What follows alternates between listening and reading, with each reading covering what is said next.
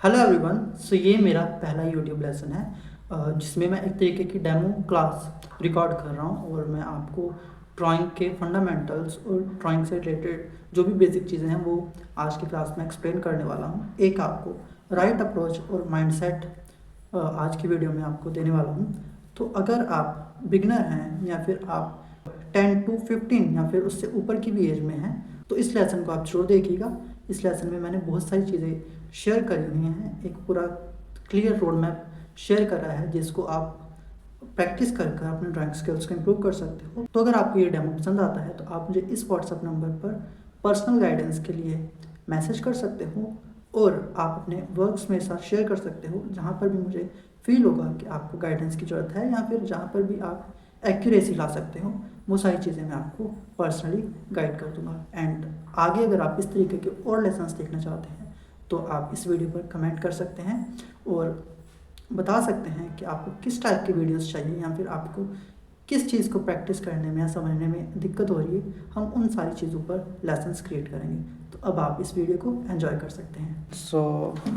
आज की क्लास एक तरीके की डेमो क्लास होने वाली है जिसमें हम ड्राइंग के कुछ बेसिक फंडामेंटल्स को डिस्कस करेंगे एंड क्या एक राइट अप्रोच होना चाहिए उसको लेकर बात करेंगे। और ये जो डेमो क्लास है ये मैं 10 to 15 ईयर्स या उससे थोड़े बड़े बच्चों को ध्यान में रख के रिकॉर्ड कर रहा हूँ। सो अगर आप इस एज ग्रुप में आते हैं तो इस वीडियो को ध्यान से देखिएगा एंड इसमें बहुत सारी चीज़ें हम शेयर करने वाले हैं। क्या एक माइंडसेट होना चाहिए और क्या एक राइट अप्रोच होना चाहिए सीखने को लेकर, इन सारी चीज़ों पर हम आज डिस्कशन करेंगे। ड्राइंग में जो सबसे इम्पोर्टेंट चीज़ होती है, पहली चीज़ क्या कि हम जब भी किसी चीज़ को देखते हैं तो हम फाइनल रिजल्ट को देखकर इंस्पायर होते हैं। लाइक हम बड़े बड़े आर्टिस्टों के वर्क देखते हैं एंड उनके वर्क से हम इंस्पायर होते हैं और हम फिर चाहते हैं कि हम भी वैसा वर्क करें। या फिर अगर हमने ये सोच रखा है कि हमें आर्ट फील्ड में आगे ग्रो करना है तो हम मोस्टली फाइनल वर्क से इंस्पायर होते हैं। लेकिन एक चीज़ हमें समझने की है, जब हम बिगनिंग स्टेज पे होते हैं या फिर हम ये माइंडसेट डेवलप कर रहे होते हैं कि हमें आर्ट फील्ड में जाना है, तो वहाँ पर हमें बहुत ज़्यादा जो फाइनल वर्क है उससे इंस्पायर तो होना है, बट हमें बहुत ज़्यादा जल्दीबाजी नहीं करनी है वहाँ तक पहुँचने की। हमें पहले पूरा स्टेप बाय स्टेप चीज़ों को समझना है कि कैसे एक आर्टिस्ट ने इतना टाइम देकर उस जर्नी को तय किया है। इन सारी चीज़ों को हमें फोकस करना है। तो सबसे इम्पोर्टेंट जो चीज़ आती है सबसे पहले वो है फंडामेंटल्स, यानी कि किसी भी फील्ड के फंडामेंटल्स जो क्लियर करना बहुत ज़रूरी है। ठीक है ना। अगर हम किसी भी फील्ड में जा रहे हैं, अगर उसके फंडामेंटल्स क्लियर नहीं है, हम ऊपर ऊपर से चीज़ों पर फोकस कर रहे हैं, ऊपर ऊपर से चीज़ों को देख रहे हैं, तो हम लॉन्ग टर्म में उन चीज़ों को नहीं समझ पाते हैं। आगे चल के हमें बहुत सारी परेशानियों का सामना करना पड़ता है। तो ड्राइंग में भी हमें सबसे पहले फंडामेंटल्स पर वर्क करने की ज़रूरत होती है। हमें अपने फाउंडेशन को स्ट्रॉन्ग करना होता है एंड देन हम सक्सेसफुली इस फील्ड में वर्क कर सकते हैं, अपनी ड्राइंग स्किल्स को इम्प्रूव कर सकते हैं और हम एक अच्छे आर्टिस्ट के तौर पे अपनी पहचान बना सकते हैं। तो फंडामेंटल्स के अंदर ड्राइंग में दो चीज़ें आती हैं। सबसे पहला आता है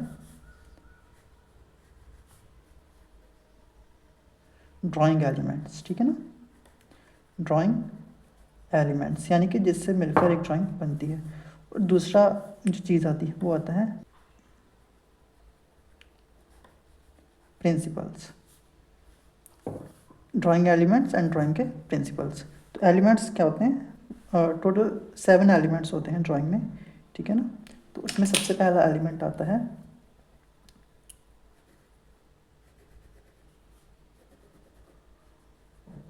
पॉइंट।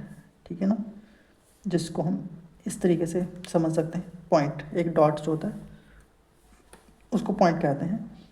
एंड कई सारे पॉइंट से मिलकर एक लाइन क्रिएट होती है। ठीक है ना। ये सेकंड एलिमेंट है ड्राइंग का।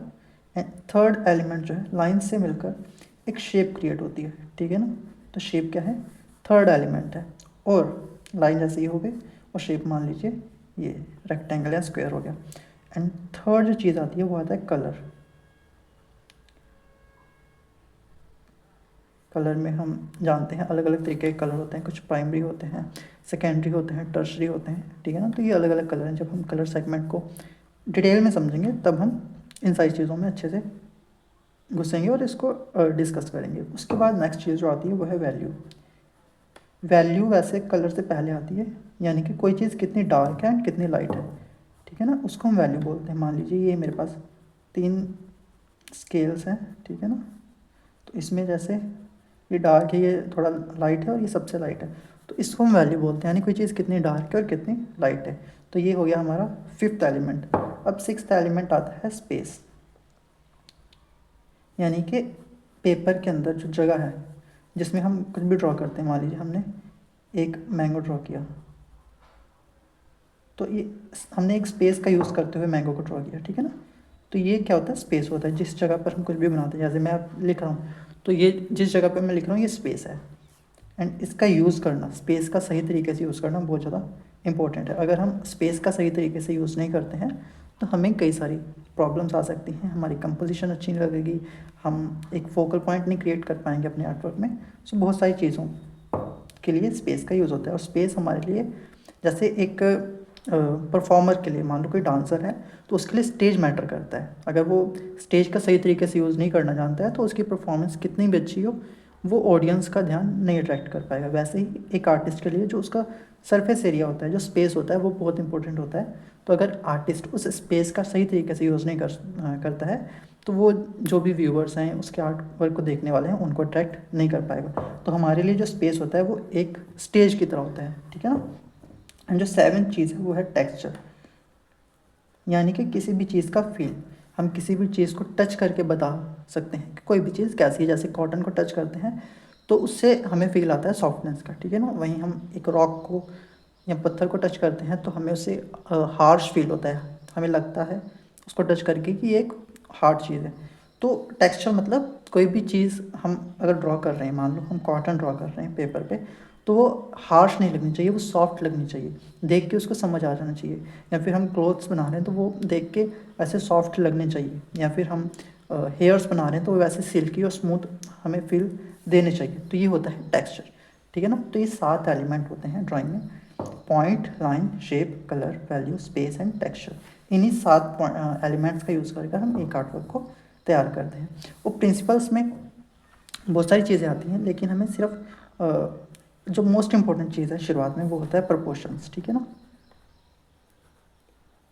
यानी कि किसी भी चीज़ में जो उसके अलग अलग पार्ट्स हैं वो सही तरीके से होने चाहिए। मान लो अगर हम मैंगो ही बना रहे हैं, ठीक है ना, तो जैसे ये हमने एक मैंगो बनाया, ठीक है ना, तो इसमें क्या हो गया कि अब मान लो हमें प्रोपोर्शंस की नॉलेज नहीं है, या फिर हमारी आइज़ उस तरीके से ट्रेन नहीं है कि हम प्रोपोर्शंस को सही तरीके से जज कर पाएँ। तो हमने इसकी डंडी को तो बहुत बड़ा कर दिया, ठीक है ना, और नीचे हमने मैंगो बना दिया छोटा सा, और लीफ हमने बहुत बड़ी बना दी। तो ये क्या हो गया, प्रोपोर्शनली इनकरेक्ट हो गया, ठीक है ना। अगर हमें प्रोपोर्शंस की नॉलेज नहीं है तो ये गलती कर सकते हैं, या फिर जो छोटे बच्चे होते हैं वो करते हैं। और ये गलती मैंने यहाँ मैंगो में समझाई तो ये बहुत सिंपल लग रहा है, लेकिन ये गलती हम करते हैं और हमें दिखती नहीं है। कब? जब हम कॉम्प्लिकेटेड सब्जेक्ट ड्रॉ करते हैं। मान लो हम ह्यूमन फिगर बना रहे हैं, ठीक है ना, तो ह्यूमन फिगर में कई बार क्या होता है कि हम जो हेड वाला पार्ट होता है वो काफ़ी बड़ा कर देते हैं और नीचे बॉडी वाला पार्ट हम काफ़ी छोटा बना देते हैं। तो ये मिस्टेक होती है, ठीक है ना। या फिर आइज़ वगैरह जब हम बनाते हैं तो हम फेस में आइज़ को काफ़ी बड़ा बना देते हैं, ठीक है ना, और मुंह छोटा सा रहता है। तो ये सारी चीज़ें जो है गलती के तौर पे प्रोपोर्शन का जब हम यूज़ कर रहे होते हैं अपनी ड्राइंग में तो ये गलतियाँ हम करते हैं। तो ये हो गए बेसिक इंट्रोडक्शन फंडामेंटल्स का। अब इनको क्या होता है, हमें एक एक करके इन पे काम करना होता है। जैसे सबसे पहली चीज़ है पॉइंट को, तो हमने ऐसे ही रख लिया क्योंकि पॉइंट को प्रैक्टिस करने वाली कोई चीज़ नहीं है। ये एक डॉट होता है, तो इनसे मिलकर जो लाइन बनती है उसको हमें प्रैक्टिस करना होता है। क्योंकि अगर हम लाइन को अच्छे से ड्रॉ नहीं कर पाते हैं या फिर हमारा लाइन पे कंट्रोल नहीं है तो हम अच्छे से आर्टवर्क नहीं बना सकते हैं, ठीक है ना। लाइन के थ्रू ही हमारा जो कॉन्फिडेंस है आर्टवर्क में या फिर जो रिदम है वो शो होता है। तो इसलिए लाइन की प्रैक्टिस करना बहुत ज़्यादा ज़रूरी है। लाइन में क्लैरिटी होना बहुत ज़रूरी है। क्या होता है कि जब हम बिगनिंग स्टेज में होते हैं या फिर हमने लाइन की प्रैक्टिस नहीं करी होती है तो हम लाइन को कुछ इस तरीके से ड्रॉ करते हैं तोड़ तोड़ के, ठीक है ना, जिससे उसमें रिदम नहीं आता है। या फिर कुछ लोग ऐसे डॉट डॉट लगा कर लाइन खींचते हैं, तो ये चीज़ जो है ये बहुत गलत है। हमें एक फ्लो में लाइन को खींचना होता है। अगर हमें लाइन को मतलब लाइट खींचना है तो हमें एक ही तरीके से लाइट खींचना है, अगर हमें डार्क खींचना है तो हमें उसको डार्क खींचना है। और इसमें भी एक चीज़ आती है कंट्रोल। तो हमें कंट्रोल पे वर्क करना होता है, यानी कि हमारी जो पेंसिल है उस पर हमारा कंट्रोल होना चाहिए। कुछ लोग क्या करते हैं कि उनका पेंसिल पे कंट्रोल नहीं होता है, तो वो ना चाहते हुए भी जो चीज़ें हैं उसको डार्क बना देते हैं। मान लो हमें एक स्टार बनाना है, ठीक है ना, तो अगर हमारा कंट्रोल नहीं है तो हम पूरी ताकत लगा के एकदम स्टार को ऐसे डार्क डार्क बना देते हैं।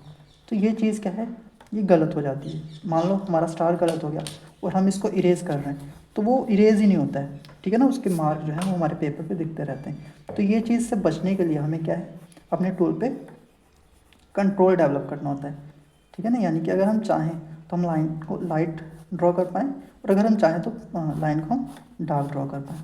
तो ये तब होता है जब हम कंट्रोल डेवलप करते हैं। तो सबसे पहली चीज़ लाइन में हमें जो समझनी होती है वो है कंट्रोल, ठीक है ना। उसके बाद आता है कि हम लाइंस को कितना रिदम के साथ या कितने फ्लो के साथ ड्रॉ कर पाते हैं। तो एक्यूरेसी और कंट्रोल, ये दो चीज़ें मैटर करती हैं लाइन में, ठीक है ना। और लाइन पर कंट्रोल डेवलप करने के लिए या फिर लाइंस को इम्प्रूव करने के लिए हम बहुत सारी एक्सरसाइज करते हैं, ठीक है ना, जिसमें हम ओवरहैंड ग्रिप की भी प्रैक्टिस करते हैं। तो ये सारी चीज़ें जो है ये थोड़ा एडवांस चीज़ हैं। जब हम लाइन को समझेंगे और ज़्यादा डिटेल में तब इन पे बात करेंगे। एंड उसके बाद आती है जो नेक्स्ट चीज़ वो है शेप। तो लाइंस को जब हम कंबाइन कर देते हैं, ठीक है ना, जैसे ये मैंने 4 लाइंस को कंबाइन करा तो ये एक शेप क्रिएट हो गई। अगर हम इसको ज्योमेट्री के हिसाब से समझें तो ये कुछ हद तक स्क्वेयर है, ठीक है ना, लेकिन ये परफेक्ट स्क्वेयर नहीं है, इसको हमने एक नाम दे दिया स्क्वेयर। तो जब हमने लाइंस को कंबाइन करा तब ये एक शेप क्रिएट हुई, तो ये होती है शेप। अब शेप भी दो तरीके की होती है, ठीक है ना। जैसे ये तो हो गई ज्योमेट्रिक, यानी कि इसकी मेजरमेंट होती है कि इसके जो चारों साइड्स होते हैं वो इक्वल होते हैं। लेकिन कुछ ऐसी शेप होती हैं जिनकी मेजरमेंट नहीं होती है। जैसे मान लो मैंने कुछ भी ऐसा रैंडम बना दिया, ठीक है ना, तो इसकी कोई भी मेजरमेंट नहीं है, इसमें कोई भी ऐसा नहीं है कि ये लाइन इधर इक्वल होनी चाहिए, इधर इक्वल होनी चाहिए। तो ऐसी शेप्स को, इन शेप्स को हम बोलते हैं ज्योमेट्रिक शेप। ऐसी जो शेप है उनको बोलते हैं हम ज्योमेट्रिक शेप। लेकिन जो इस तरीके की फ्री हैंड शेप्स हैं, ठीक है ना, जिसमें हम कोई भी मेजरमेंट का ध्यान नहीं रख रहे, इनको हम बोलते हैं ऑर्गेनिक शेप। Organic shape. तो जितनी भी हम नेचुरल चीज़ें देखते हैं, ठीक है ना, चाहे हम ट्री देखें, चाहे हम बर्ड्स को देखें, चाहे हम एनिमल्स को देखें, चाहे हम नदियाँ देखें, पहाड़ देखें, ठीक है ना, क्लाउड्स देखें, इन सारी चीज़ों की जो शेप्स होती हैं वो ऑर्गेनिक होती हैं। और जितनी भी नेचुरल चीज़ें हैं उनकी मोस्टली जो शेप होती है वो ऑर्गेनिक होती है। और जो ज्योमेट्रिक शेप होती है कि जितनी भी मैन मेड थिंग्स हैं, चाहे चेयर हो गई, टेबल हो गया, ठीक है ना, क्लोथ्स हो गए, या फिर ऐसी जो भी चीज़ें, उनकी जो शेप होती हैं वो मोस्टली ज्योमेट्रिक होती हैं। और जितनी भी ऑर्गेनिक चीज़ें हैं या फिर जितनी भी नेचुरल चीज़ें हैं उनकी शेप्स हमें हमेशा ऑर्गेनिक ही देखने को मिलेंगी। जैसे मान लो ये एक ट्री है, ठीक है ना, तो ये एक ट्री की शेप है। अब एक ट्री की शेप ऐसी हो गई, ठीक है ना, अब दूसरे ट्री की शेप थोड़ी अलग भी हो सकती है, ठीक है ना। तो जो ऑर्गेनिक शेप है वो क्या है, वो डिफरेंट होती है। हर एक ऑब्जेक्ट में वो शेप डिफरेंट होती है, उसमें सिमिलैरिटी नहीं होती है। लेकिन जो स्क्वायर शेप है वो चाहे हम किसी भी चीज़ में यूज़ करें वो हमेशा जो है वो एक जैसी रहेगी। चाहे हम चेस बना लें, मान लीजिए हम चेस बनाते हैं तो चेस थोड़ा सा स्क्वायर में होता है, ठीक है ना, स्क्वायर शेप होती है चेस की, तो इसकी शेप भी स्क्वायर है। अब मान लीजिए हमने एक रुमाल लिया तो रुमाल की शेप भी स्क्वायर है। तो जो ज्योमेट्रिक शेप होती हैं वो हर एक ऑब्जेक्ट में सिमिलर होती हैं, लेकिन ऑर्गेनिक शेप हर एक ऑब्जेक्ट में अलग अलग हो जाती हैं। और जैसे नदी, कोई नदी मान लो इस तरीके से फ्लो कर रही है तो कोई नदी इस तरीके से भी फ्लो कर सकती है, तो उनसे जो शेप बनेगी डिफरेंट होगी। तो यही बेसिक कॉन्सेप्ट है। जो ज्योमेट्रिक शेप्स होती हैं वो एक मेज़रमेंट के अंदर आती हैं, ठीक है ना। उनका जो एरिया होता है या फिर उनकी जो शेप होती है वो डिफाइंड होती है कि ये इसी तरीके की होगी। अगर मान लो हमने स्क्वायर बनाया है, ठीक है ना, तो हमने अगर किसी भी स्क्वायर की चारों साइड्स इक्वल नहीं करेंगे तब वो स्क्वायर नहीं है, तब वो रेक्टेंगल हो जाएगा, ठीक है ना। लेकिन ज्योमेट्रिक शेप, जो ऑर्गेनिक शेप होती है उसमें शेप किसी भी तरीके की हो सकती है। जैसे क्लाउड्स की शेप थोड़ी थोड़ी देर में बदलती रहती है, क्यों? क्योंकि वो एक ऑर्गेनिक शेप है।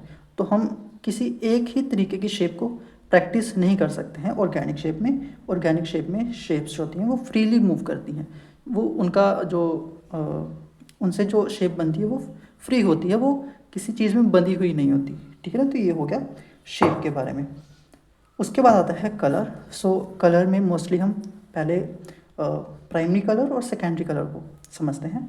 तो कलर क्या होता है कि कलर में भी अलग अलग चीज़ें आती हैं। तो सबसे पहली जो चीज़ है वो हमें कलर्स को हमने कैसे कैटेगराइज करा हुआ है उसको समझना चाहिए, ठीक है ना। तो जैसे अलग अलग कलर होते हैं, जैसे रेड होता है, ठीक है ना, ब्लू होता है, येलो होता है।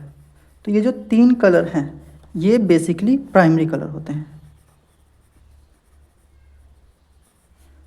तो इनमें जो रेड और ब्लू है, अगर इन दोनों को हम मिला देते हैं, ठीक है ना, तो हमारा एक पर्पल कलर बन जाता है। ये जो पर्पल कलर है ये हमारा हो जाता है secondary colour.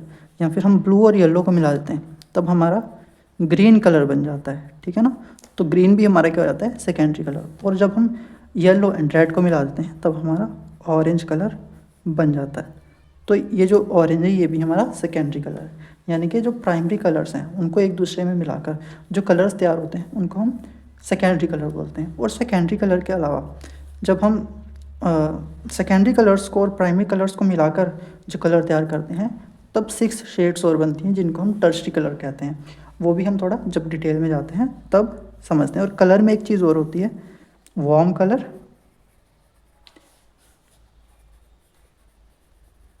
And cool colours. तो ये क्या होता है, ये इनके टेम्परेचर पर डिपेंड करता है, यानी इनसे कैसा फील क्रिएट होता है। वार्म कलर में जैसे रेड हो गया, ठीक है ना, और येलो हो गया। तो रेड और येलो के कॉम्बिनेशन से जितने भी कलर बनेंगे वो सारे क्या होंगे, वो वार्म कलर होंगे। और जो ब्लू कलर है ये आता है कूल कलर में। तो इन सब कलर्स में जब भी हम ब्लू को ऐड कर देंगे तो वो कहीं ना कहीं कूल की कैटेगरी में आ जाएगा, ठीक है ना। तो आपस में जब कलर मिलते हैं तो किस कलर की कितनी क्वांटिटी है, अगर वार्म कलर्स की क्वांटिटी ज़्यादा है तब जो कलर बनेगा वो वार्म कलर होगा। और अगर कूल कलर्स की क्वांटिटी ज़्यादा है तब वो जो कलर बनेगा वो कूल कलर्स में आएगा। जैसे मान लीजिए हमने येलो एंड ग्रीन को मिलाया तो हमने उसमें ग्रीन कलर ज़्यादा मिला दिया, तो जब कलर बनेगा वो जो होगा वो थोड़ा कूल कलर होगा। और वहीं हम येलो कलर की क्वांटिटी को बढ़ा देते हैं, ठीक है ना, ग्रीन की क्वांटिटी को कम कर देते हैं और येलो की क्वांटिटी को बढ़ा देते हैं, तो वहाँ पर जो कलर बनेगा वो कहीं ना कहीं वार्म बनेगा। तो जो पैरेट कलर होता है, ठीक है ना, वो थोड़ा वार्म कलर में आता है क्योंकि उसमें येलो कलर की क्वांटिटी ज़्यादा होती है। तो ये हो गया colour temperature, cool colours and warm colours. अब उसके बाद आती है वैल्यू। तो वैल्यू मैंने यहाँ पे भी बताया, एक बार फिर से बता देता हूँ। वैल्यू मतलब होता है किसी भी चीज़ की डार्कनेस एंड लाइटनेस, ठीक है ना। वैल्यू, अगर हम कलर हटा दें किसी भी चीज़ का, किसी भी चीज़ को ब्लैक एंड वाइट कर दें तो हमें डार्क टू लाइट दिखती है, ठीक है ना। तो यही होती है वैल्यू, यानी कोई चीज़ कितनी डार्क है और कितनी लाइट है, इसको हम वैल्यू के थ्रू समझते हैं। और यही सबसे इंपॉर्टेंट चीज़ है। अगर वैल्यू की अंडरस्टैंडिंग हमें नहीं है तो हम किसी भी चीज़ को रियलिस्टिक नहीं बना सकते हैं। तो किसी भी चीज़ को रियलिस्टिक बनाने के लिए जो उसमें रियलिस्टिक फील आता है उसके लिए वैल्यू मैटर करती है। तो यहाँ पे मैंने सिर्फ 4 बॉक्सेस बनाए हैं। वैसे ये 9 या फिर 10 बॉक्सेस का एक स्केल बनता है वैल्यूज़ का, जिसका हम यूज़ करते हैं अलग अलग वैल्यूज़ का, ठीक है ना। तो यहाँ पर मैंने 4 बॉक्सेस के थ्रू इसको एक्सप्लेन करा है सिंपल। तो किसी भी चीज़ की डार्कनेस एंड उसकी लाइटनेस ये जो है ये वैल्यू के अंडर हम समझते हैं। और अगर इस चीज़ की हमें अंडरस्टैंडिंग नहीं है तो हमारा वर्क कभी भी रियलिस्टिक नहीं लगेगा, हमारा वर्क हमेशा फ्लैट लगेगा। तो ये वैल्यूज़ ही जो शेप है उसको एक फॉर्म देती हैं। यानी कि जैसे कि मैंने सर्कल बनाया है, ठीक है ना, तो ये सर्कल एक शेप है, लेकिन इसमें मैं वैल्यूज़ ऐड कर दूँ, यानी कि मैं इसको डार्क टू लाइट एक ट्रांजिशन इसमें ऐड कर दूँ। जैसे ये डार्क है,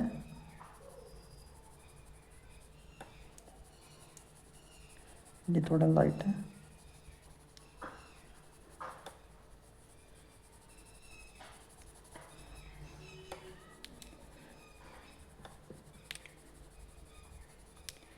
तो ये मैंने थोड़ा सा डार्क टू लाइट क्रिएट कर दिया।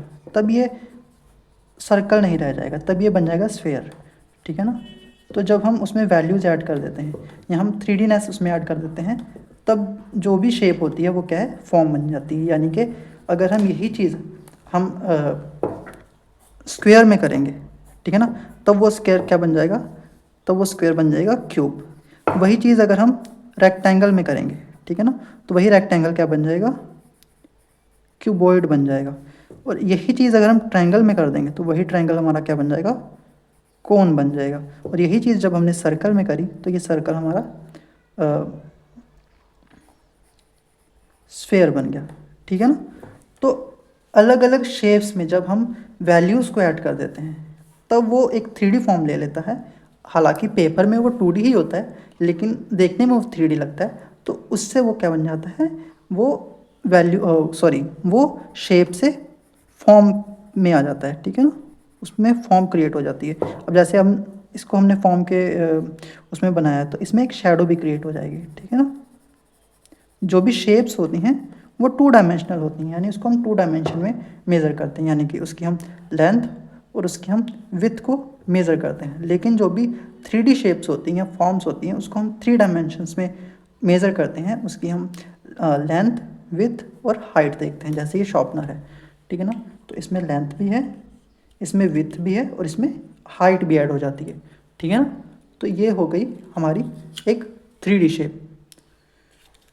और 3D शेप को हम फॉर्म के रूप में समझते हैं। तो ये हो गया हमारा वैल्यूज़, यानी किसी भी चीज़ की डार्कनेस एंड लाइटनेस। जैसे यहाँ पे ये स्फीयर है तो यहाँ पर ये डार्क है और ये डार्क से इधर होते हुए ये लाइट हो रहा है। तो ये एक 3D फॉर्म जो है क्रिएट कर रहा है। उसके बाद जो आता है स्पेस, यानी कि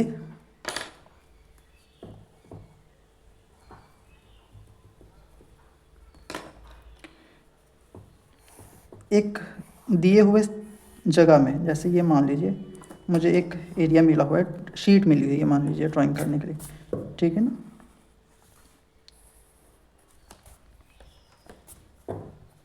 तो इस शीट पर मान लो मैं एक फ्लावर बनाता हूँ,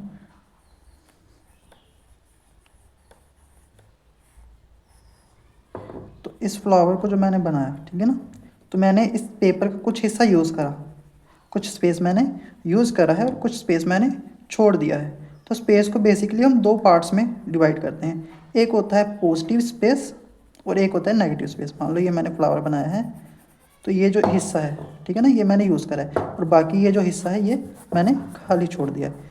तो इस हिसाब से हम स्पेस को 2 पार्ट्स में डिवाइड करते हैं। एक होता है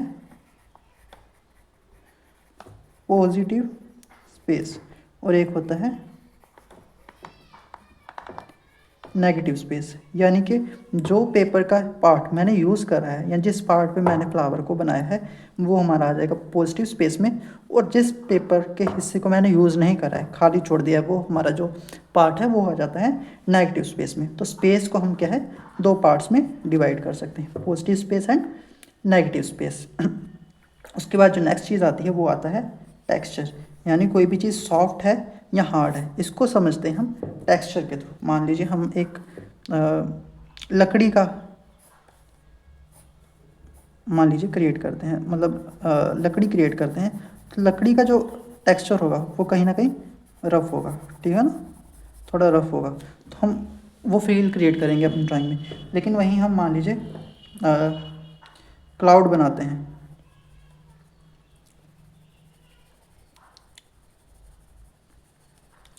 तो क्लाउड जो हम बनाएंगे वो थोड़ा सा सॉफ्ट होगा, क्योंकि क्लाउड का जो फील होता है वो सॉफ्ट होता है। लेकिन जो वुड होती है या फिर जो लकड़ी होती है उसका टेक्सचर थोड़ा रफ होता है। तो ये चीज़ हमें अपनी ड्राइंग के थ्रू दिखानी होती है, यानी कि किसी भी चीज़ को टच करके जो हमें फील होता है वो हमें देखकर फील हो जाए, उसको हम टेक्सचर के अंदर काउंट करते हैं, ठीक है ना। तो ये हमारे 7 एलिमेंट हो गए। 7 एलिमेंट का मैंने यहाँ पे शॉर्ट में डिस्क्रिप्शन दे दिया है। हमें सब पर एक एक करके काम करना होता है। पहले हमें लाइन पे वर्क करना होता है, लाइन पे हमें कंट्रोल डेवलप करना होता है, फिर हमें शेप्स पे काम करना होता है। तो जब हमारी लाइंस इंप्रूव हो जाती हैं तब हमारी शेप्स भी काफ़ी हद तक इम्प्रूव हो जाती हैं, यानी हम जो चीज़ देख रहे हैं उसकी एग्जैक्ट शेप को हम बना पा रहे हैं कि नहीं। फिर बाद में हम वैल्यूज़ पे काम करते हैं, उसके डार्कनेस एंड लाइटनेस को समझ के हम 3Dनेस लाने की कोशिश करते हैं, अपने वर्क में फॉर्म क्रिएट करने की कोशिश करते हैं। फिर जब हम कलर मीडियम्स पे जाते हैं, चाहे हम एक्रेलिक करें, वाटर कलर करें या ऑयल कलर करें, या फिर उसके अलावा भी कोई ड्राई मीडियम करते हैं, तो वहाँ पर हम कलर्स का यूज़ करते हैं, उसको समझते हैं। एंड उसके बाद आता है स्पेस। तो स्पेस क्या है, हम अपने पेपर का कितने बेटर तरीके से यूज़ कर पा रहे हैं उसको हम स्पेस के अंदर समझते हैं। और जहाँ पर टेक्सचर की ज़रूरत पड़ती है वहाँ पर हम टेक्सचर भी क्रिएट करते हैं। जैसे मान लीजिए हम एक पोर्ट्रेट बना रहे हैं तो उसमें जो स्किन है उसको हम स्मूथ दिखाते हैं, हेयर्स को हम स्मूथ दिखाते हैं, किसी ने कपड़े पहने हुए हैं उसको हम स्मूथ दिखाते हैं, ठीक है ना। मान लीजिए कोई ओल्ड पर्सन है, कोई बूढ़ा आदमी है, तो उसकी जो स्किन हम बनाते हैं वो थोड़ी सी हम स्किन रफ़ बनाते हैं, ठीक है ना, क्योंकि ओल्ड पीपल्स की जो स्किन होती है वो थोड़ी रफ़ होती है। तो ये सारी चीज़ें हम टेक्सचर के अंदर समझते हैं, ठीक है ना। उसके अलावा ये तो हमारा बेसिक हो गया। अब हम जब इन सब चीज़ों पे काम करते हैं धीरे धीरे तो जो हमारी स्किल्स हैं वो काफ़ी हद तक इम्प्रूव होती हैं। यानी कि एक तरीके का हमारा रोड मैप हो गया। हमें इन 7 एलिमेंट्स को मास्टर करना है अपनी ड्राइंग को इम्प्रूव करने के लिए। अब बात आती है अप्रोच की।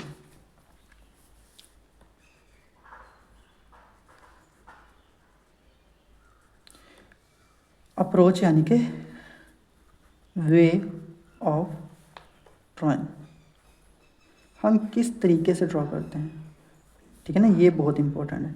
और अप्रोच में जो सबसे पहली चीज़ आती है वो आता है ऑब्जर्वेशन, यानी कि हम चीज़ों को देखते कैसे हैं। तो एक तो अप्रोच होता है कि मुझे चीज़ों को बिल्कुल एग्जैक्ट रियलिस्टिक बना देना है, जो कि शुरुआत में बहुत गलत है। क्योंकि हम जब ऐसा सोचते हैं कि मुझे हर चीज़ को रियलिस्टिक बना देना है तो वहाँ पर हम क्या करते हैं, मान लो हमें एक आँख बनानी है तो हम आँख जब बनाएंगे तो हम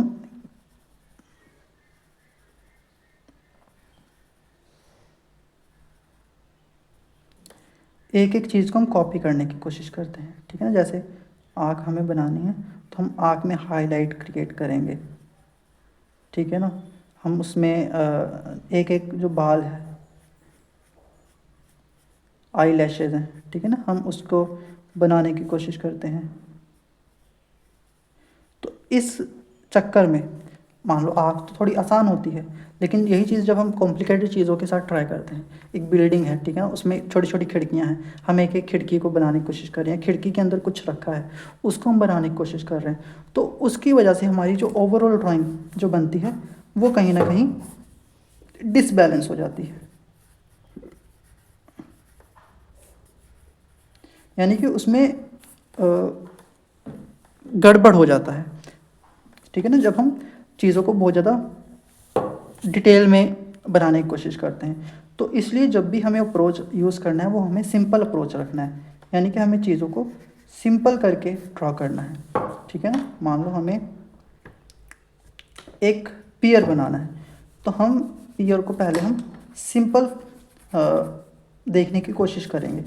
तो अगर हम उसको सिंपल देख पाएंगे तो हम उसको सिंपल बना भी पाएंगे, ठीक है ना। जैसे ये पियर क्रिएट हो गया तो मैंने पहले इसको सिंपल सोचा लाइंस के फॉर्म में एंड इसको मैंने बना दिया, ठीक है ना।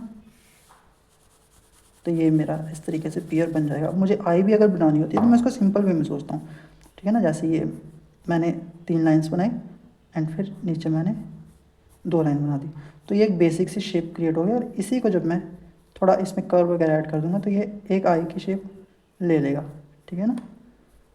तो हमें हमेशा चीज़ों को सिंपल वे में शुरू करना होता है, हमें सिंपल अप्रोच यूज़ करना होता है, हमें चीज़ों की डिटेल में उतना ज़्यादा नहीं घुसना होता है, या फिर हमें हर चीज़ को कॉपी करने की कोशिश नहीं करनी होती है। ड्राइंग में एक चीज़ आती है फील, हमें हमेशा फील कैप्चर करने पर काम करना होता है, ठीक है ना। तो सबसे पहली चीज़ आ गई ऑब्जर्वेशन, यानी हमें चीज़ों को सिंपल वे में देखना है, फिर हमें उसको सिंपल वे में ड्रॉ करना है। तो सिंपल वे में देखने के लिए एक चीज़ आती है सिंप्लीफिकेशन।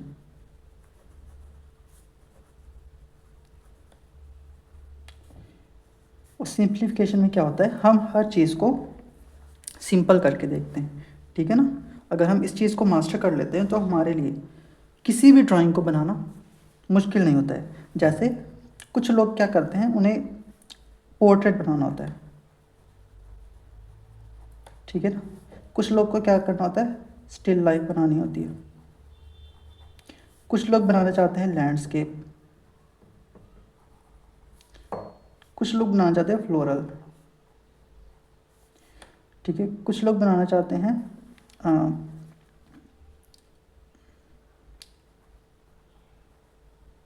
एनाटॉमी, ठीक है ना। तो ये क्या करते हैं, जब हम सही अप्रोच यूज़ नहीं करते, तो हम हर एक चीज़ को हम अलग अलग करके देखते हैं। पोर्ट्रेट हो गया, स्टिल लाइफ हो गया, लैंडस्केप हो गया, फ्लोरल हो गया, एनाटॉमी हो गया, लेकिन हम ये चीज़ भूल जाते हैं कि हमने फंडामेंटल्स को समझना था, ठीक है ना। तो इन सब में जो फंडामेंटल चीज़ क्या है, वो इन सब में लाइन यूज़ हुई है, ठीक है ना। इन सब में शेप यूज़ हुई है, इन सब में फॉर्म यूज़ हुई है, इन सब में वैल्यू यूज़ हुई है, ठीक है ना। इन सब में स्पेस यूज़ हुआ है, इन सब में टेक्सचर यूज़ हुआ है। तो जहाँ हम इनको अलग अलग करके देख रहे हैं, वहाँ अगर हम इसको फंडामेंटल्स के थ्रू समझें तो ये एक ही है, इसमें कुछ भी अलग नहीं है। लाइन इसमें भी है, लाइन इसमें भी है, लाइन इसमें भी है, सब में लाइन है। तो अगर हम लाइन को मास्टर कर लें और हम देखने के तरीके को मास्टर कर लें, यानी ऑब्जर्वेशन को मास्टर कर लें, और हम इन फंडामेंटल्स को मास्टर कर लें, तब हमारे लिए सारी चीज़ें क्या हो जाएंगी, एक जैसी हो जाएंगी, ठीक है ना। तो इसीलिए जो गलत अप्रोच है वो ये होता है कि हम हर चीज़ को अलग अलग करके देखते हैं। हम portrait, still life, landscape, floral, anatomy, हर चीज़ को अलग अलग करके देखते हैं, एनिमल ड्राइंग, ठीक है ना। लेकिन जब हम फंडामेंटल्स को स्टडी करते हैं तब हम हर चीज़ को एक ही नज़रिए से देखते हैं। तो हमें चीज़ों को कैटेगरी के अकॉर्डिंग नहीं देखना है, यानी कैटेगराइज करके नहीं देखना है, हमें चीज़ों को एक कंबाइन वे में देखना है। तो ये चीज़ जो है ये अप्रोच में बहुत ज़्यादा मैटर करती है, ठीक है ना। अब सिंप्लीफिकेशन मुझे पता है, तो मैं क्या करूँगा, मैं अगर पोर्ट्रेट भी बना रहा हूँ तो मैं चीज़ों को सिंपल करके बनाऊँगा। मान लीजिए मैं अभी आपको करके दिखाता हूँ। सबसे पहले स्टिल लाइफ लेते हैं, ठीक है ना। एक हम छोटी सी स्टिल लाइफ लेते हैं एंड समझते हैं उसके थ्रू। जैसे मान लीजिए ये एक स्टिल लाइफ है, ठीक है ना। तो मुझे अगर स्टिल लाइफ को ड्रॉ करना है तो अगर मैं सिंप्लीफिकेशन का यूज़ करूँगा, यानी मैं राइट अप्रोच का यूज़ करूँगा, तो मैं इसको भी लाइंस के फॉर्म में ही देख रहा हूँ, ठीक है ना। सिंपल इसको मैं कन्वर्ट कर रहा हूँ।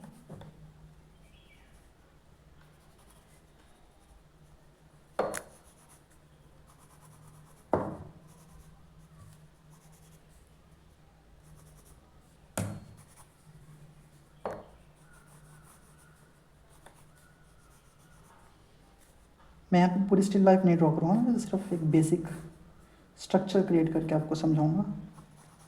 तो ये मैंने क्या करा, ये जो भी यहाँ पे पोर्ट पड़ा हुआ है उसको मैंने बना दिया, ठीक है ना। अब मुझे यहाँ पे गैप्स बनाने हैं, तो सिंपली मैं गैप्स के लिए लाइंस को ड्रॉ कर लूँगा। मैं एक एक ग्रैप नहीं बनाऊँगा। तो जैसे ये था, यहाँ पे इस तरीके से एक लाइन आ रही है, ठीक है ना। तो सिंपली मैंने इसको लाइंस के फॉर्म में कन्वर्ट कर दिया। यहाँ पे अगर पेयर रखा है तो मैं पेयर को भी सिंपल लाइंस के फॉर्म में कन्वर्ट कर दूँगा। तो ये चीज़ तब हो पाएगी जब मैंने इसको बहुत ज़्यादा प्रैक्टिस करा होगा और मैंने इस चीज़ को अपनी ऑब्जर्वेशन में बैठाया होगा कि मुझे हर चीज़ को सिंपल वे में देखना है। तो ये हो गया सिंप्लीफिकेशन। सिंप्लीफिकेशन के थ्रू ये चीज़ बन गई। अब मान लो मुझे पोर्ट्रेट बनाना है, ठीक है ना। तो जैसे यहाँ पे ये एक फीमेल है, तो मैं पोर्ट्रेट के लिए भी सेम अप्रोच यूज़ करूँगा। यहाँ पे मैं इसको लाइंस के फॉर्म में समझूंगा।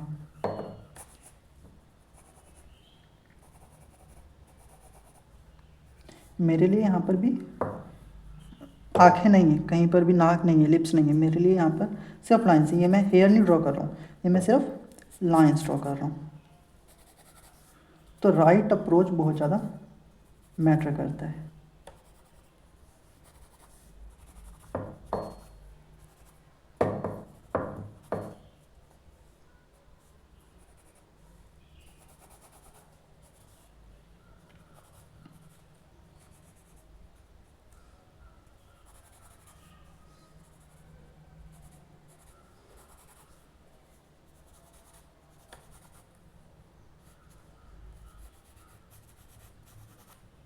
ये मैं रफली बना रहा हूँ, ठीक है ना। यहाँ पे मैं बहुत ज़्यादा डिटेल्स पे फोकस नहीं कर रहा हूँ, या एक्यूरेसी लाने के ऊपर फोकस नहीं करना। ये क्विकली मैं जस्ट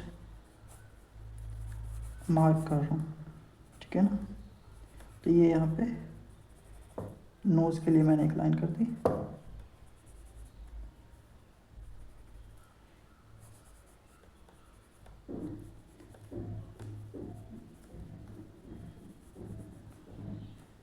यहाँ पे मान लीजिए लिप्स आ जाएंगे, ठीक है ना। तो अगर मैं इस पे थोड़ा सा और फोकस करके करूँ तो ये भी मेरे मतलब इसको मैं कम्प्लीटली बना सकता हूँ। तो मेरे लिए क्या होगा कि दोनों चीज़ें सेम है, चाहे स्टिल लाइफ है या फिर पोर्ट्रेट है, दोनों सेम है क्योंकि मैंने दोनों में जो बेसिक चीज़ यूज़ करी है वो लाइन ही यूज़ करी है, और लाइंस को जब मैंने कंबाइन करा है तो उनसे जो शेप क्रिएट हुई है, यानी कि ये जो एक शेप है, ठीक है ना, ये भी एक शेप है, और ये ऑर्गेनिक एक तरीके की ज्योमेट्रिक और ऑर्गेनिक मिक्स शेप है, ये भी जो शेप क्रिएट हुई है ये भी एक शेप है।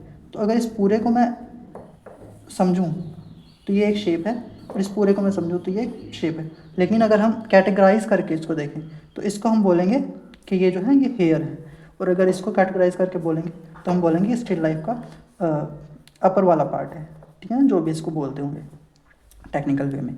तो ये हो गया अप्रोच का डिफरेंस। तो हमें क्या है, एक सही अप्रोच के साथ प्रैक्टिस करनी है, एक सही अप्रोच के साथ हमें अपनी स्किल्स को डेवलप करना है, एक सही अप्रोच का यूज़ करते हुए हमें ड्राइंग को सीखना है। तो यहाँ पर हो गई ऑब्जर्वेशन और अप्रोच की बात। अब जब हमें प्रैक्टिस करनी होती है तो हम अलग अलग चीज़ों को प्रैक्टिस कर सकते हैं, ठीक है ना। तो मैं कुछ एक्सरसाइजेज आपको आज बता देता हूँ जो आप कर सकते हो अपनी ड्राइंग स्किल्स को इम्प्रूव करने के लिए। हम जब थोड़ा और डिटेल में समझेंगे तो इसमें अलग अलग एक्सरसाइजेज आती हैं, आई ट्रेनिंग आती है, ठीक है ना, कैसे हमें प्रोपोर्शंस को मास्टर करना है, कैसे हमें एंगल्स को समझना है, वो सारी चीज़ें आती हैं। लेकिन क्योंकि डेमो है तो मैं सिर्फ एक शॉर्ट में आपको इंट्रोडक्शन दे रहा हूँ। लेकिन एक जो मोस्ट इम्पॉर्टेंट चीज़ जो आपको मैं यहाँ दे के जा रहा हूँ वो है लाइन प्रैक्टिस। लाइन प्रैक्टिस क्यों इम्पोर्टेंट है, ताकि हम जब भी ड्रॉ करें, जैसे यहाँ पे मैं इसको बना रहा था तो अगर मैंने लाइन प्रैक्टिस नहीं करी होती तो मेरा एक बार में ये लाइन नहीं आता, ठीक है ना, या फिर मेरी लाइन ब्रेक होकर बन रही होती, या फिर मेरी लाइन टेढ़ी मेढ़ी बन रही होती। तो इसलिए लाइन प्रैक्टिस ज़रूरी है। अगर हमें लाइन प्रैक्टिस करी रहेगी तो हम एक बार में लाइन को एक्यूरेटली ला पाएंगे, या हम जितनी बड़ी लाइन चाहते हैं या हम जिस डायरेक्शन में लाइन को ले जाना चाहते हैं वो उस डायरेक्शन में ले जा सकते हैं। तो लाइन प्रैक्टिस में जो हमें सबसे पहली चीज़ करनी है वो है स्ट्रेट लाइंस को प्रैक्टिस करना, यानी कि हमें एक बार में लाइंस को ऐसे ड्रॉ करना है, ठीक है ना। ये मैंने यहाँ पे पहले मैंने हॉरिजॉन्टल लाइंस को प्रैक्टिस करा था, अब यहाँ मैं वर्टिकल लाइंस बना रहा हूँ। तो ये चीज़ हमें बहुत ज़्यादा प्रैक्टिस करनी है, ठीक है ना। उसके अलावा कर्व लाइन जो होती हैं, कर्व लाइंस को प्रैक्टिस करना।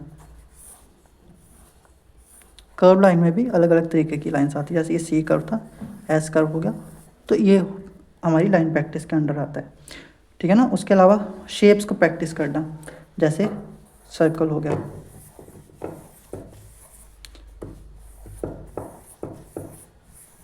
या फिर स्क्वायर हो गए।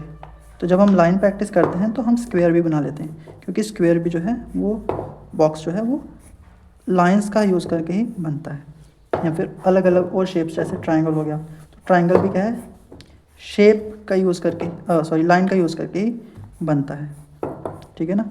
इसके अलावा जो दूसरी चीज़ आती है, ये तो हो गया लाइन प्रैक्टिस हमारी लाइंस को क्लियर करने के लिए। दूसरी चीज़ आती है कंट्रोल को डेवलप करने के लिए। तो हमें क्या करना होता है, इन शेप्स को फिल करना होता है, ठीक है ना। तो ये चीज़ भी हम कर सकते हैं, इससे हमारा कंट्रोल आता है, यानी कि हमें इस पूरी शेप को एक जैसी शेड के साथ इसको फिल करना है, ताकि हम जो कंसिस्टेंसी है हमारी लाइन में उसको मेंटेन कर सकें। कंसिस्टेंसी मतलब हम क्या करते हैं कि हम फिल करना शुरू करा, तो यहाँ पे हमने मान लो बहुत ज़्यादा प्रेशर यूज़ करके इसको फिल करा, डार्क करा, फिर हमारा कंट्रोल नहीं है तो यहाँ पे हमने लाइट फिल कर दिया, फिर हमने डार्क फिल कर दिया, फिर हमने लाइट फिल कर दिया। तो ये चीज़ होगी शुरुआत में, क्यों, क्योंकि हमारा कंट्रोल नहीं है। लेकिन धीरे धीरे जैसे जैसे हम इसको प्रैक्टिस करते जाएंगे तो हमारा कंट्रोल डेवलप होता जाएगा। तो ये होगी सेकंड चीज़, लाइन को प्रैक्टिस करके हम इस तरीके से शेप्स क्रिएट कर सकते हैं, एंड शेप्स को हम पेंसिल के थ्रू फिल कर सकते हैं, ताकि हम जो कंट्रोल है उसको हम डेवलप कर सकें, कंसिस्टेंसी है उसको हम मेंटेन कर सकें। दूसरी चीज़ जो हम कर सकते हैं वो है dark to light transition create करना, यानी कि मान लो ये एक ट्रायंगल है, तो इसको मैं लाइट फिल करने से शुरू करता हूँ और नीचे आते आते मैं इसको डार्क करना शुरू कर देता हूँ, ठीक है ना। तो लाइट से शुरू करके नीचे हमने डार्क कर दिया। इसको हम ऐसे फ्रीली भी कर सकते हैं, जैसे मान लो यहाँ पे मैंने डार्क से शुरू करा, किसी शेप के अंदर नहीं, सिर्फ ऐसे ही डार्क से शुरू करा, एंड नीचे आते आते मैं इसको थोड़ा लाइट कर दे रहा हूँ, ठीक है ना। डार्क से शुरू करा एंड नीचे आते आते इसको मैं फिर से लाइट कर दे रहा हूँ। तो ये प्रैक्टिस भी हमारे लिए बहुत ज़्यादा इम्पोर्टेंट है, ये भी हमें कंट्रोल डेवलप करने में बहुत ज़्यादा हेल्प करती है। और लाइन में भी इस चीज़ को हम प्रैक्टिस कर सकते हैं। जैसे मान लीजिए मैंने डार्क मतलब थोड़ा प्रेशर के साथ लाइन को ड्रॉ करना शुरू करा एंड इधर आके मैं प्रेशर को कम कर दूंगा, ठीक है ना। तो यहाँ पे थोड़ा डार्क मतलब लाइन कीजिए, प्रेशर यूज़ करा, यहाँ पे मैं प्रेशर को कम कर दूंगा। तो ये भी चीज़ क्या है, हमारे प्रेशर को डेवलप करने में हेल्प करती है। यानी कि यहाँ पर लाइन जो है वो थोड़ी डार्क है और यहाँ पे आते आते ये सॉफ्ट हो रही है और यहाँ पर इसकी एज बिल्कुल सॉफ्ट हो जा रही है। तो एज भी जो है वो काफ़ी ज़्यादा रोल प्ले करती है जब हम फॉर्म क्रिएट करने की बात करते हैं। तो ये कुछ बेसिक चीज़ें थी जो हमें प्रैक्टिस करनी है।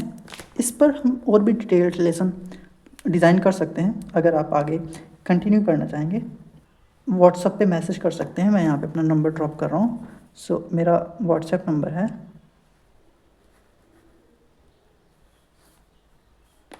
9569880243। ये मेरा व्हाट्सअप नंबर है। आपको ये डेमो क्लास कैसी लगी आप ये भी मुझे बता सकते हैं मेरे व्हाट्सएप पे मैसेज करके। और अगर आप आगे और भी इस तरीके के लेसन्स चाहते हैं या फिर अगर आप चाहते हैं कि मैं स्केचिंग पर लेसन्स इस तरीके के रिकॉर्ड करूं या फिर मैं आपको पर्सनली गाइड करूं, तब भी आप मुझे व्हाट्सअप करके बता सकते हैं।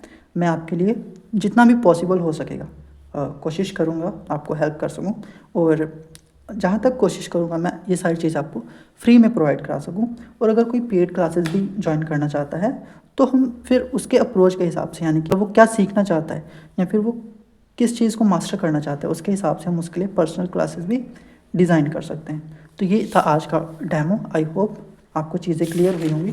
आप इन सारी चीज़ों को नोट डाउन कर सकते हो एंड आगे अगर आप कंटिन्यू करना चाहते हो तो आप इस व्हाट्सअप नंबर पर मुझे मैसेज करके बता सकते हो। मैं आपके लिए फ्री लेसन्स रिकॉर्ड करने की कोशिश करूँगा, आपको पर्सनली गाइड करने की भी कोशिश करूँगा। और आगे क्योंकि हम यूट्यूब की जर्नी जल्द ही शुरू करने वाले हैं तो इस तरीके के लेसन्स और भी आते रहेंगे। तो अगर आपको थोड़ा ज़्यादा बेटर वे में गाइडेंस चाहिए तो आपको मैं पर्सनली भी गाइड कर सकता हूँ। तो आज की क्लास में इतना ही, मिलेंगे नेक्स्ट क्लास में। Till then keep creating art work. Thank you.